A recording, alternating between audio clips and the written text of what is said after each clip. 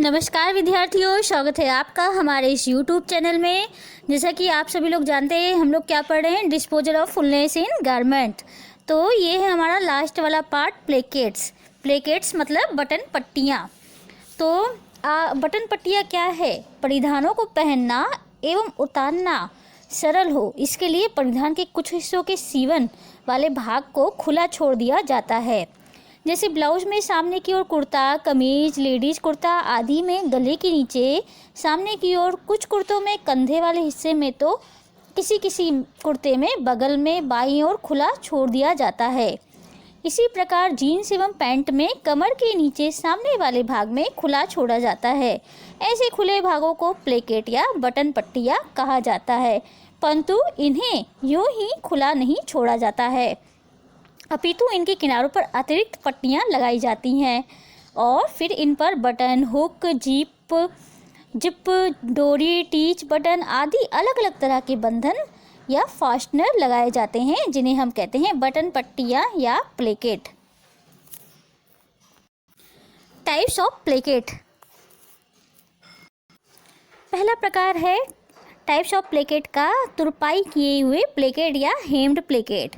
कपड़े पर चीरा लगाकर फिर इनके किनारों को हल्का हल्का काट देकर इनके किनारों को विपरीत दिशा में मोड़कर हेमिंग कर दिया जाता है या तुरपाई कर दी जाती है, जिसे हम बोलते हैं हेम्ड प्लेकेट। तुरपाई कर देना मतलब हेम्ड कर दिया हमने उसको, और इसको हम कहेंगे तुरपाई किए हुए प्लेकेट या हेम्ड प्लेकेट।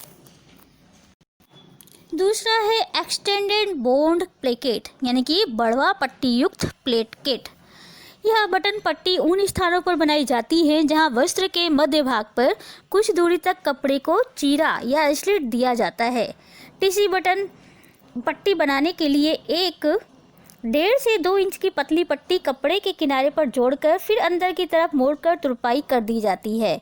दूसरे किनारे पर 3 से 4 इंच चौड़ी पट्टी लगाकर फिर इसे बीच से मोड़कर सिलाई कर दी जाती है। यह चौड़ा भाग बटन पट्टी के नीचे वाले भाग में रहता है। ऐसी बटन पट्टी स्कर्ट, पेटीकोट और कुर्ते में लगाई जाती है। ब्लाउज में भी इस तरह की बटन पट्टी का प्रयोग किया जाता है। तो इसे हम क्या बोलते हैं? एक्सटेंडेड बॉन्ड प्लेकेट या बढ़वा पट्टी युक्त प्लेकेट या ब्लाउज प्लेकेट भी कहा जाता है। तीसरा प्रकार है कंटिन्यूस प्लेकेट और सिंगल पीस प्लेकेट।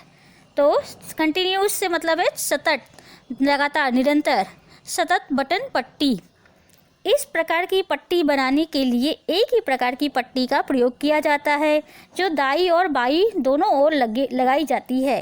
पट्टी की लंबाई चीरे की लंबाई से 1.5 से 2 इंच अधिक रखी जाती है। पट्टी की चौड़ाई 2 इंच रखी जाती है। वस्त्र के जिस हिस्से में चीरा लगाया जाता है उसके किनारे से वस्त्र की सीधी तरफ से पट्टी को जोड़ा जाता है। पट्टी के प्रारंभ में और अंतिम भाग में 2 से 3 इंच टाके अतिरिक्त लगाए जाते हैं। जहां चीरा समाप्त होता है उस स्थान पर भी 2 से 3 टाके लगा दिए जाते हैं। यह पट्टी ऊपर से नीचे की ओर और पुनः नीचे से ऊपर की ओर जाती है। फिर पट्टी को सीधा करके इनके किनारों को थोड़ा थोड़ा कट करके इस्त्री कर ली जाती है। फिर इन्हें पीछे की तरफ मोड़ दिया जाता है।